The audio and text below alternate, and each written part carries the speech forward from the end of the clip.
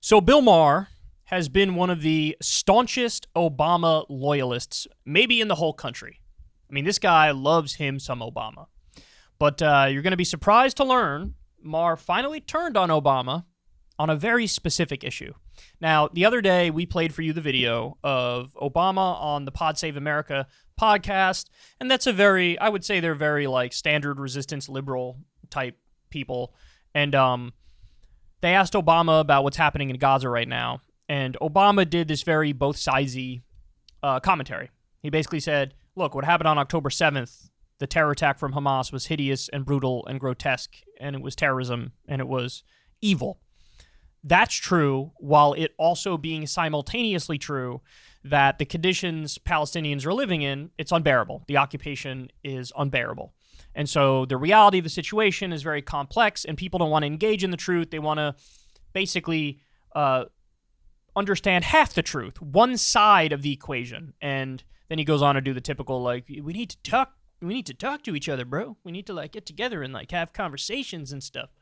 So kind of classic Obama there. Now, look, yeah, I criticized his commentary because I felt like at the moment when you have, at the time, there was already 3,000 Palestinian kids who were killed and 6,000 civilians who were killed. And now we're way above. Now we got 12,000 civilians killed and nearly 6,000 children killed. And if you can't say, do a ceasefire right now, I think you're failing. I think that's moral issue number one is say, hey, ceasefire, you're not killing Hamas.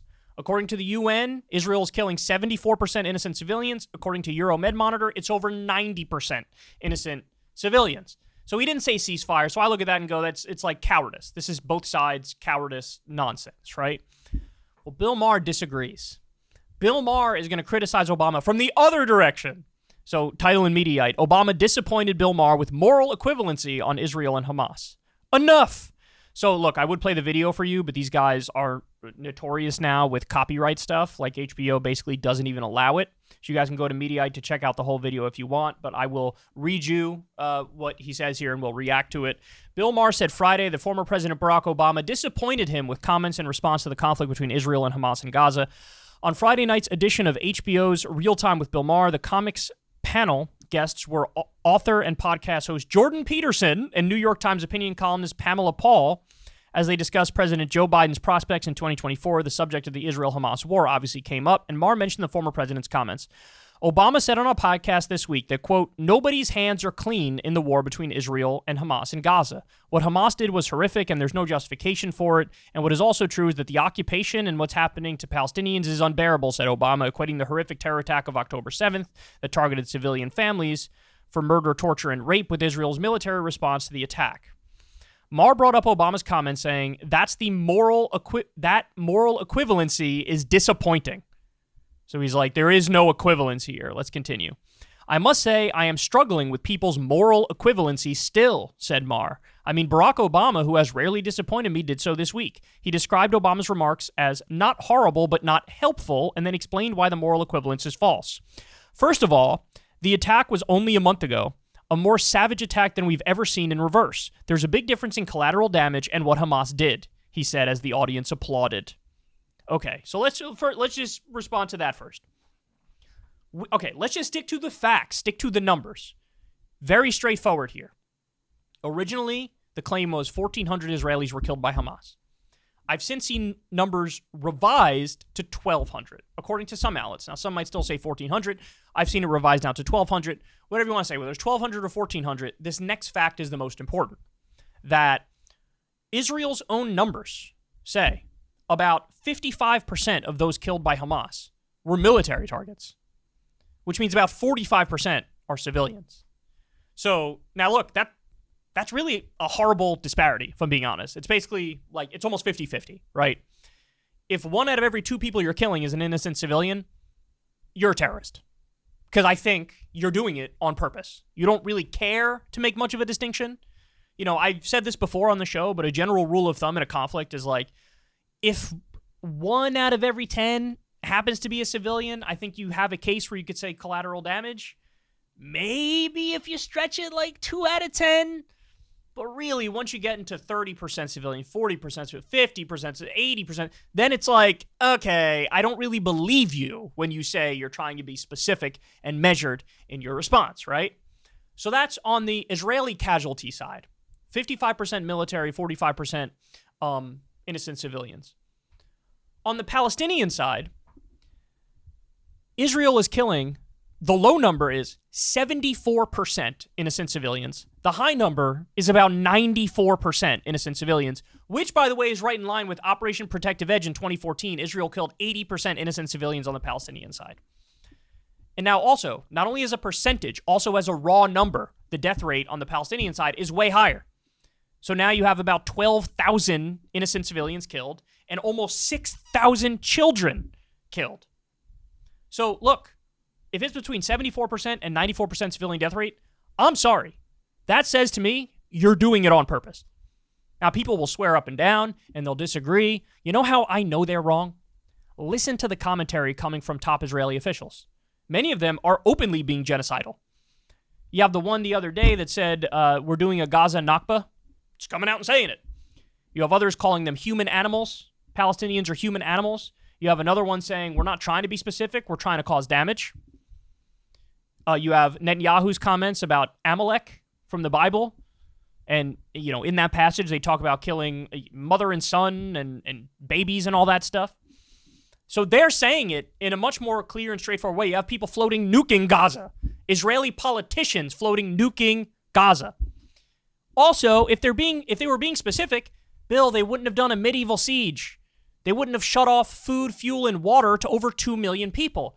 For real, guys, use your minds. Use your minds. I know we've been bombarded with propaganda that us and our allies are good people and we mean well, so when we do bad things, it doesn't count. But if you're shutting off food, fuel, and water to over 2 million people, what do you think happens to those people? They go hungry. They go thirsty. Many people were drinking seawater to try to survive. Israel's bombed a number of hospitals, 21 hospitals and over 100 health facilities. They bombed them. Are they really being specific? Are they really only targeting Hamas? No, they even say, yeah, we kill civilians, but they're human shields that Hamas is using, so you can't blame us. Well, I'm sorry. As I always tell you guys, if there's somebody holding a hostage in a school, a bad guy has a gun to a kid's head, would the local police department send a drone to bomb the entire school and kill 70 innocent kids to get that one bad guy? Never. Never. And so, look, I don't know how else to say it. I have a bridge to sell you if you really think Israel is trying to avoid civilian casualties. You have some top Israeli officials saying, we don't buy this notion that Palestinians are civilians. We don't buy it. We say, hey, you guys elected Hamas. Hamas represents you. You're all guilty. Even though Hamas was elected in 2006, even though half the population of Gaza are children, so they weren't even around for that election, they say, guilty enough. So the fact that Maher says this is just, look, it stems from, he really doesn't like Muslims. He really thinks they're evil, they're barbaric, their ideology has brainwashed them into being less than human, and therefore, you know, Israel is being very intelligent and measured with how they're going about going after them, and you cannot make a moral equivalence. Look, I hate to say it, but if that argument is correct, it's correct in the exact opposite way than he thinks it is, right? With Hamas killing 45% Israelis and Israel killing between 74% and 94% civilians. You have a way worse civilian death rate than Hamas as a raw number and a percentage. So if there is no equivalence, it cuts in the opposite direction. But now my take on it actually is, no, there's an equivalence because the intent for both is effectively the same. We want to kill civilians. The other side are all bad guys, so we're going to kill military people and civilians. And Israel does the same thing. The other side are the bad guys. We want to kill civilians and Hamas, their military or their militants. And it's the same intent. So, yeah, I do think the comparison is fair. And I haven't even brought up, of course, the occupation or the apartheid or the ways in which Palestinians are genuinely oppressed. All right, they continue here. This is Maher. Secondly, okay, the Israelis are now allowing a 4-hour pause for people to get out, he continued. Okay, so people say, oh, wow, big of them. Okay, but it is a war that the other side started. There were hundreds of people killed by Israel before, in the month leading up to before the October 7th terror attack. People don't want to talk about that. We like to do this thing where it's like it's unprovoked. If somebody does something evil, it's 100% unprovoked. Well, Osama bin Laden attacked the U.S. on 9/11. And we loved the idea. He hates us because he hates us, because he's a bad guy, he's a terrorist, and that's the end of the conversation. Well, he also released a very detailed list of reasons why he did what he did. I'm not saying they're justifications. I'm not saying it makes sense that he did it. But you like to try to understand where somebody's coming from so we can avoid it in the future. So you should read his manifesto and say, oh, wow, okay, so these are the things that were actually the core of the grievance. And the same thing goes for Hamas. The same thing goes for anybody and everybody. Are there instances of just psychopathic killers who have no core ideology behind it? Of course. There's mental illness in the world. There's wanton violence in the world. But there's also a convoluted web of justifications and reasons for doing things. Doesn't mean they're good, but it means it can help explain where something comes from. And they don't want to do this with this they just don't want to do it. They want to just say it's a religious conflict or it's an ethnic hatred, and that's it. They don't want to say the third part, that there's also material core territorial concerns as well. They want to dismiss that part. And by the way, the 4-hour pause, they're actually not doing that. So the U.S. said, oh, we got Israel to agree to a 4-hour pause. Israel comes out a couple days later and said, we actually didn't agree to any specific number. We're not doing that. So, and the humanitarian pause was always bullshit. It was always like, we'll send in some food and then bomb you immediately after. Like, oh, wow, you're so humanitarian, huh? So interesting, when they fire at Israel, it's a war. When Israel fires back, it's a war crime. No, Bill. It is a war crime when Hamas kills innocent civilians. Killing innocent civilians, targeting innocent civilians is always wrong and always a war crime. It's horrible when Hamas does it. It's also horrible when the Israeli government does it. You only see it horrible as when one of them does it. When Israel does it to Palestinians, it's, they're trying. It's collateral damage. You can't blame them for it.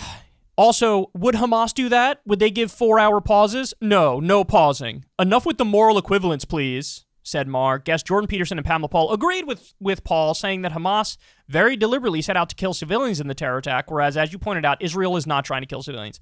Again, if you sincerely believe at this point Israel's not killing civilians on purpose, I think you're kind of dumb. I think you're kind of dumb. You're either ignorant or stupid or both of those things. Because based on all of the evidence right in front of your face, it is undeniable.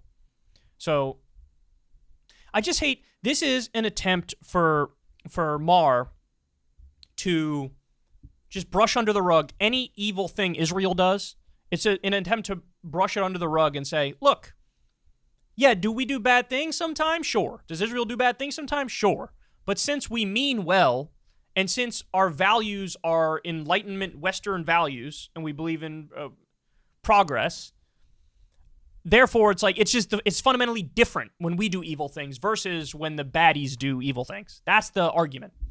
That they're Islamic fundamentalists, they don't believe in women's rights, they don't believe in gay rights, they're bad people, they're terrorists, they hate all Jews simply because they're bigoted against Jews, and therefore when they do something evil, it's on purpose. When we do it, it's an oopsie, and it doesn't really count. And honestly, this whole conversation reminds me of this picture that's been going viral on Twitter of an Israeli soldier standing over the rubble in Gaza, in North Gaza, where they just leveled it all with bombs and then took it over. And he's holding up a rainbow flag. There's another one, an IDF official in front of a tank holding a flag that was a mix of the Israeli flag and the gay pride flag. Holding it up. And it says, like, something about love on the flag.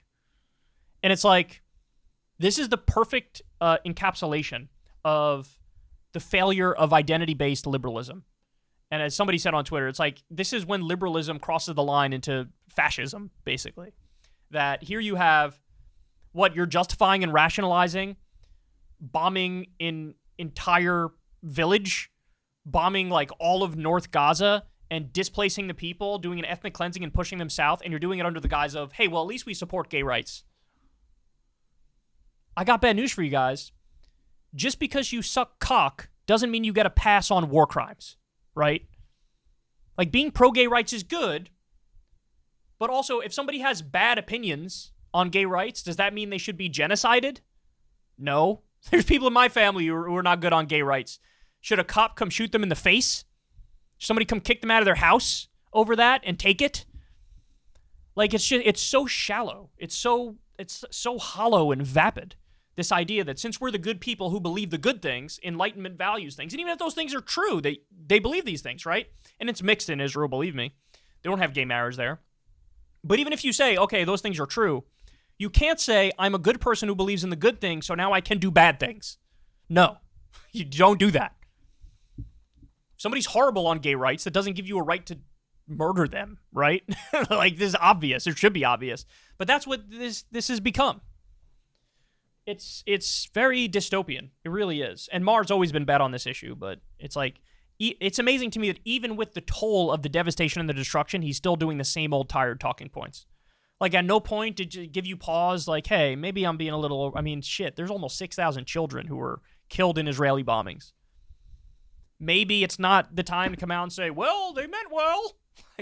But that's Bill Maher. Bill Maher is one of those guys, he always works backward from his conclusions. He will never just, like, look at the information or data or facts and then, like, let that point him in a certain direction. He's big on, like, I've made up my mind with this intuitive gut feeling I have, and I will work backwards from that conclusion. And you see it in all of his commentary. All of his commentary. And this is just one of the issues where he is abysmally terrible. So anyway, imagine going after Obama from the opposite perspective that we did. Like, the other thing that was an issue was when he said, oh, we all bear some responsibility. It's like, well, you were president, so you bear more. Okay, so that was one of the things. But, like, yeah, the critique of him is you're not calling for a ceasefire. You're not calling for a ceasefire. But his critique was, how dare you even attempt to try even a little bit to understand the Palestinian perspective. Very gross. Hey, y'all, do me a favor and like and subscribe. It helps out big time in the algorithm. Click the bell as well for notifications when videos drop, and watch that video on screen right now. You know you want to.